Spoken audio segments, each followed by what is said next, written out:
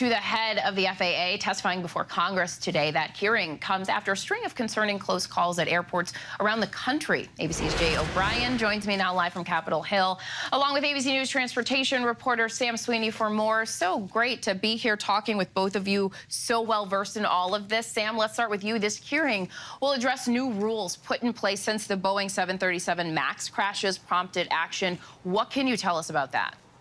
Well, Janae, after those crashes, a lot of lawmakers and industry experts said the FAA had a cozy relationship with Boeing and that something needed to be done to ensure that planes that were coming out of Boeing's factory were safe, not just for pilots here in the United States, but across the entire world. New rules were put into place in 2020, and today is going to be a check-in to see what the implementation is, how things are going with these new safety standards that are now put into place by the FAA. And to that point, with the check-in, Jay, what do lawmakers want to know from the acting FAA chief?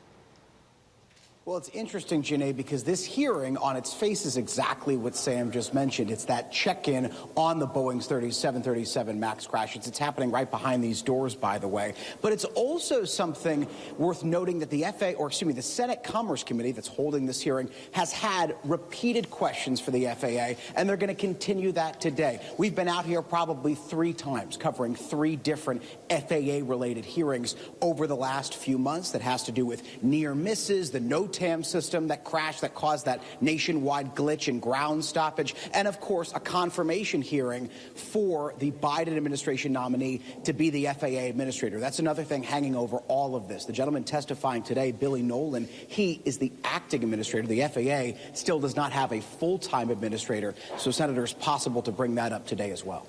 Jay, you pointing out the number of these incidents that you were covering on Capitol Hill related to aviation. Sam, we're learning new details about another close call, and that's what all of this is related to, these concerns around aviation in the flight industry. This close call involving another commercial flight last month. What do you know about what's behind these recent close calls? Look, there's a lot of focus on how the ATC system is operating across the country. Right now, there doesn't seem to be any direct correlation between any of these events. But when you have 6 close calls in such a short period of time, as you mentioned, the latest one just reported at the Sarasota airport in Florida back in February when an American Airlines plane was cleared to land on the same runway that an Air Canada plane was taking off. They got about 3,100 feet to each other before that American Airlines plane decided to pull off. There is a lot of focus. You know, the United States, the FAA, we are the gold standard when it comes to aviation. We have not had a deadly air crash in this country since 2009. We want to keep it that way, but with all of these incidents, certainly putting a lot of strain on the FAA to come up with solutions to prevent these incidents from happening. Sam, you're so well versed in this. You got some aviation jargon in there. You said ATC system. What is that? The air traffic control system across the country. All right. We are short on controllers, but there's no direct correlation between that short staffing and these incidents. But certainly a lot of people focusing on it. Air traffic controller. Now you're talking my language. I got you. Thank you so much, Sam. You are so fantastic with all of this. And Jay, while you're on Capitol Hill, there are several other hearings on the Hill today on the debt ceiling, worldwide threats, the origins of the COVID pandemic, and the withdrawal from Afghanistan. Tell us about all of this that you're watching.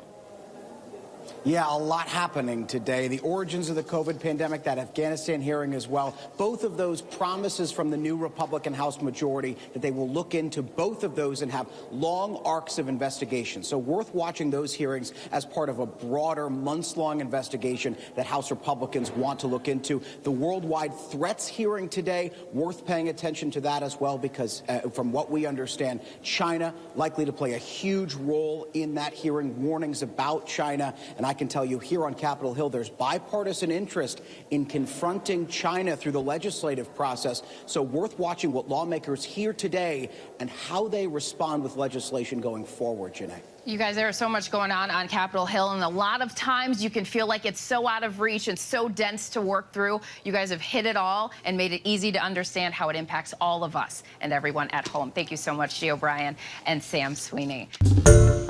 Hi, everyone. George Stephanopoulos here. Thanks for checking out the ABC News YouTube channel. If you'd like to get more videos, show highlights, and watch live event coverage, click on the right over here to subscribe to our channel. And don't forget to download the ABC News app for breaking news alerts. Thanks for watching.